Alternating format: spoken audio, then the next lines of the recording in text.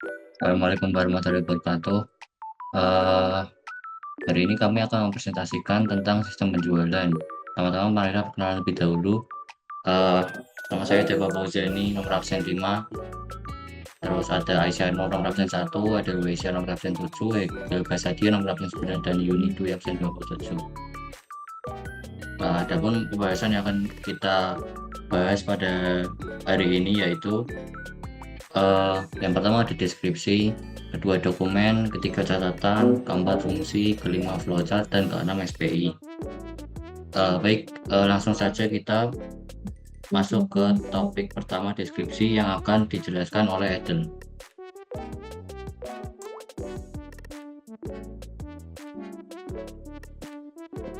Baik, untuk deskripsi sistem penjualan adalah serangkaian kegiatan bisnis yang terjadi secara berulang dengan kegiatan pengolahan informasi yang berhubungan dengan penyerahan barang dan jasa tersebut.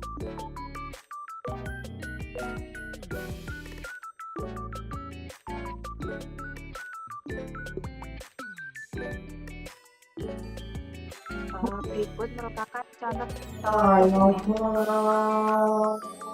digunakan jenis transaksi penjualan kredit dan penjualan tunai adalah order penjualan, nota pengiriman, faktur penjualan, nota penjualan, bukti kasih, dan memo kredit. Baik, selanjutnya yaitu catatan akuntansi. Dalam buku jurnal itu mencakup yang pertama ada jurnal penjualan, yaitu jurnal yang digunakan untuk mencatat transaksi penjualan secara kredit. Kemudian yang kedua ada memo kredit, yaitu jurnal yang digunakan untuk mencatat transaksi pengembalian barang yang dijual atau pembelian potongan penjualan, dan jurnal penerimaan kas, yaitu jurnal yang digunakan untuk mencatat transaksi penerimaan kas baik yang berasal dari penjualan tunai maupun pelunasan piutang. Kemudian yang kedua ada rekening pembantu piutang dagang, yaitu rekening yang digunakan untuk mencatat piutang kepada setiap pelanggan. Dan yang terakhir ada rekening buku besar, yaitu berupa piutang dagang atau rekening yang digunakan untuk mencatat bertambahnya piutang karena penjualan kredit dan berkurangnya piutang dagang karena pelunasan atau adanya retur dan potongan penjualan. Dan terdapat kas, yaitu rekening yang digunakan untuk mencatat bertambahnya kas karena adanya penjualan tunai atau pelunasan piutang dagang.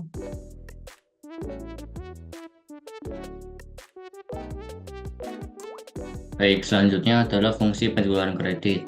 Penjualan kredit adalah penjualan yang dilakukan secara non-tunai. Dalam hal ini, laba yang diharapkan adalah lebih besar daripada penjualan tunai. Fungsi dari sistem penjualan kredit adalah untuk menerima order dari pelanggan, mengedit order dari pelanggan, meminta otorisasi kredit, menentukan tanggal pengiriman barang. Fungsi ini bertanggung jawab untuk menyerahkan barang atas dasar surat order pengiriman yang diterima dari fungsi penjualan. Baik, selanjutnya saya akan membahas tentang flowchart penjualan kredit. Dimulai dari pelanggan. Pelanggan akan memulai terus menerima surat pesanan pembeli dari pembeli. Nah, atas dasar surat pesanan tersebut, membuat surat order penjualan sebanyak 6 lembar dan didistribusikan sebagai berikut. Lembar pertama dan order pelanggan diserahkan ke bagian penagihan untuk diarsipkan sementara. Lembar kedua diserahkan ke bagian pengiriman. Lembar ketiga dan keempat dimintakan persetujuan ke bagian kredit. Lembar kelima dikirimkan ke pelanggan, dan lembar keenam diarsipkan ke urut nomor. Selanjutnya di bagian kredit, atas dasar surat order penjualan lembar ketiga dan keempat yang diterima dari bagian penjualan, bagian ini memeriksa data kredit pelanggan yang mencakup sejarah kredit dan batas kredit atau kredit limit pelanggan tersebut. Selanjutnya, bagian ini memberikan persetujuan atau tanda tangan terhadap surat order penjualan tersebut dan meneruskannya ke bagian gudang. Nah, di bagian gudang ini bisa dilihat pada atas dasar surat order penjualan lembar ketiga dan keempat yang diterima dari bagian penjualan yang telah diotorisasi, bagian gudang mempersiapkan barang yang akan dikirim. Selanjutnya, bagian ini didistribusikan surat order penjualan sebagai berikut. Lembar ketiga diserahkan ke bagian pengiriman, dan lembar keempat diarsipkan ke nomor. Untuk bagian pengiriman, setelah menerima surat order penjualan yang telah diotorisasi dan barang dari bagian gudang, bagian ini mengeluarkan surat order penjualan lembar kedua dari arsipnya. Atas dasar kedua dokumen tersebut, bagian ini membuat nota pengirim sebanyak 3 lembar dan didistribusikan sebagai berikut. Lembar ke-1 bersama dengan surat order penjualan yang telah diotorisasi diserahkan ke bagian penagihan. Lembar kedua bersama-sama dengan surat order penjualan. Lembar kedua diarsipkan ke urut tanggal. Lembar ketiga bersama-sama dengan barangnya akan dikirimkan ke pelanggan. Nah, untuk bagian penagihan, setelah menerima surat order penjualan yang telah diotorisasi dan nota pengiriman lembar ke-1 dari bagian pengiriman, bagian ini mengeluarkan surat order penjualan lembar ke-1 dan surat pesanan pembelian pelanggan dari arsipnya. Atas dasar keempat dokumen ini, bagian penagihan membuat faktur penjualan sebanyak 3 lembar dan didistribusikan sebagai berikut. Lembar pertama dikirimkan langsung ke pelanggan, dan lembar kedua diserahkan ke bagian piutang. Lembar ketiga diarsipkan bersama dengan surat order penjualan, dan lembar ketiga yang telah diotorisasi, nota pengiriman lembar ke-1, surat pesanan pembelian pelanggan, dan surat order penjualan lembar ke-1 setelah sebelumnya digunakan sebagai dasar untuk mencatat ke jurnal penjualan. Untuk di bagian piutang, setelah menerima faktur penjualan lembar ke-1 dari bagian penagihan, bagian ini memeriksa nomor seri faktur. Selanjutnya, bagian ini akan memposting transaksi tersebut ke rekening pelanggan yang bersangkutan dan mengarsipkan penjualan tersebut urut tanggal. Selanjutnya, flowchart penerimaan kas dari penjualan tunai akan dijelaskan oleh rekan saya. Baik, untuk yang pertama, mula-mula petugas penjualan menerima permintaan penjualan dari konsumen. Setelah terjadi kesepakatan transaksi, membuat tiket atau nota penjualan sebanyak 2 lembar dan menyerahkan nota tersebut kepada pembeli untuk pembayaran ke kasir. Pihak kasir menerima kas dan 3 lembar nota penjualan dari pembeli. Selanjutnya, nota penjualan didistribusikan sebagai berikut.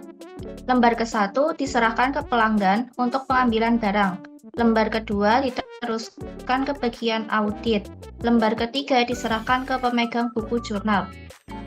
Selanjutnya, kasir membuat bukti setor bank sebanyak 2 lembar. Kemudian menyetorkan kas tersebut ke bank. Selanjutnya, pemegang buku setelah lembar ketiga nota penjualan, bagian ini mencatat penerimaan kas ke dalam jurnal penerimaan kas.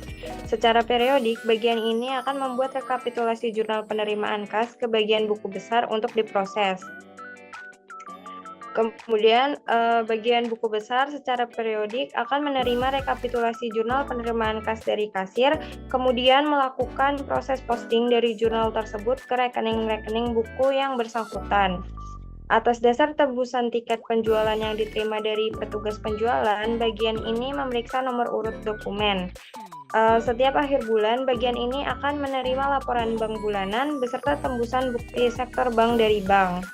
Setelah seluruh dokumen diterima secara lengkap, bagian ini akan membandingkan tiket penjualan dan bukti sektor bank, kemudian membuat rekonsiliasi bank setiap bulannya.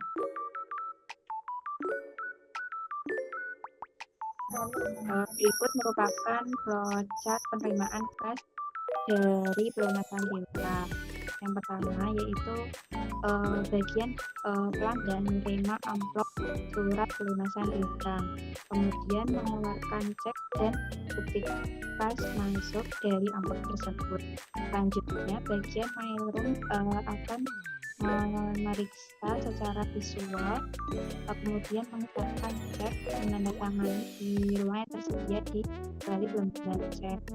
Setiap sore hari, bagian mailroom ini akan membuat daftar penerimaan kas sebanyak 3 lembar dan mendistribusikannya sebagai berikut. Yang pertama yaitu lembar pertama bersama dengan cek dan bukti kas masuk diserahkan ke kasir. Lembar kedua diserahkan ke bagian piutang dan lembar ketiga diserahkan ke bagian audit. Selanjutnya, ke bagian kasir setelah menerima daftar penerimaan kas, kasir mencatat penerimaan ini ke dalam jurnal penerimaan kas. Kasir membuat bukti setor bank sebanyak 2 lembar dan menyetorkan kas tersebut ke bank. Pada bagian pemegang buku jurnal, Setelah menerima tembusan daftar penerimaan kas, bagian ini mencatat penerimaan kas ke dalam jurnal penerimaan kas. Secara periodik, kasir akan menyerahkan jurnal penerimaan kas ke bagian buku besar untuk diproses.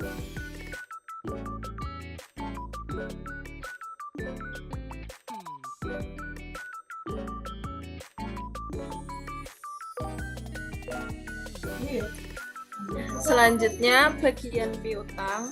Setelah menerima bukti kas masuk dari kasir, bagian ini membandingkan bukti kas masuk dengan daftar penerimaan kas yang sebelumnya diterima dari bagian penanganan surat masuk. Setelah cocok, lalu memposting pelunasan piutang tersebut ke rekening buku pembantu piutang yang bersangkutan.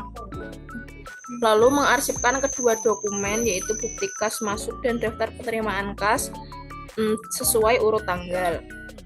Lalu pada bagian buku besar, secara periodik bagian ini menerima jurnal penerimaan kas dari kasir dan melakukan proses posting dari jurnal tersebut ke rekening-rekening buku besar yang bersangkutan.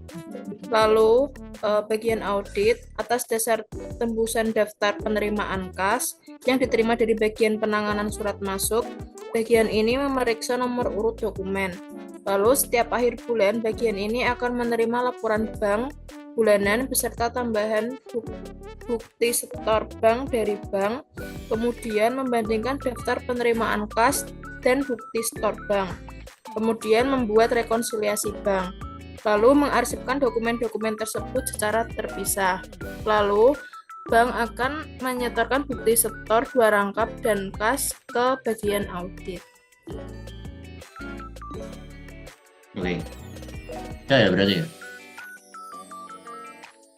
Udah. Oke, sudah. Terima kasih.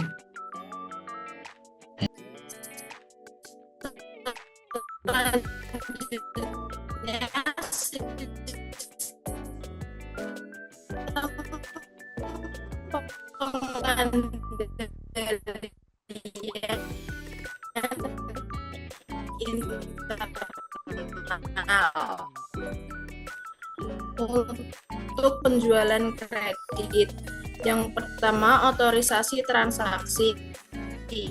Manajer penjualan mengotorisasi pelanggan lama menyetujui permohonan kredit oleh pelanggan baru atau pelanggan lama yang bermasalah. Yang kedua, pengawasan kuantitas barang dihitung secara independen. Barang hanya dikirimkan ke pelanggan setelah diterimanya order penjualan dari bagian penerimaan pesanan. Lalu pemisahan tugas, yaitu bagian penerimaan pesanan dan bagian kredit, bagian gudang dan bagian pengiriman, bagian piutang dagang dan bagian buku besar. Lalu dokumen beli bernomor urut tercetak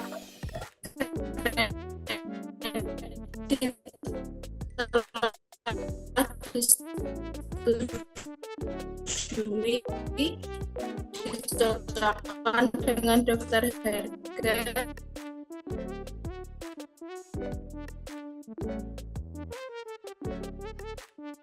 dan diverifikasi sebelum dikirim ke pelanggan.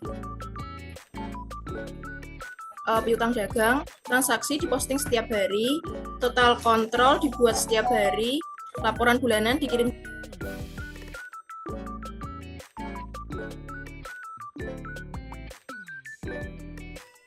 Untuk selanjutnya yaitu sistem pengendalian internal untuk penjualan tunai. Yang pertama yaitu otorisasi transaksi pengamanan aktivitas.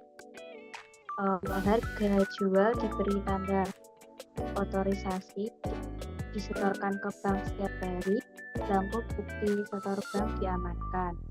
Untuk pemisahan tugas, fungsi pelayanan penjualan dan kasir, misi kasir dan buku besar, dokumen dan catatan yang memadai, seperti nota penjualan dibuat sebelum meminta konsumen untuk membayar, bernomor urut tercetak, penjumlahan data atau kontrol total dilakukan setiap shift. Untuk penjualan, penjumlahan data atau kontrol total dilakukan setiap hari. Buku besar digunakan jurnal voucher standar, total kontrol dibandingkan setiap hari, jurnal transaksi dibuat setiap hari.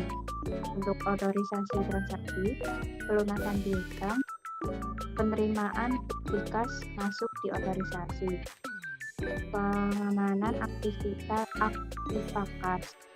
Untuk penerimaan kas, setorkan ke bank setiap hari, belangko bukti setor bank diamankan. Pemisahan tugas, fungsi penanganan surat masuk dan bagian kasir, fungsi penanganan surat masuk dan bagian piutang dagang, fungsi bagian kasir dan bagian piutang dagang, fungsi kasir dan bagian buku besar, fungsi piutang dagang dan bagian buku besar. Terakhir yaitu dokumen dan catatan yang memadai. Yang pertama yaitu daftar penerimaan kas. Daftar penerimaan kas dibuat oleh bagian penanganan surat masuk segera setelah amplop pelunasan terbuka. Daftar penerimaan kas bernomor urut tercetak. Piutang dagang, pelunasan piutang diposting setiap hari. Total kontrol dibuat setiap hari. Laporan pelanggan bulanan dibuat dan dikirim setiap bulan. Untuk buku besar digunakan jurnal voucher standar. Total kontrol dibandingkan setiap hari dan jurnal transaksi dibuat setiap hari. Sekian presentasi dari kelompok kami. Mohon maaf jika ada kesalahan kata atau kekurangan. Wassalamualaikum warahmatullahi wabarakatuh.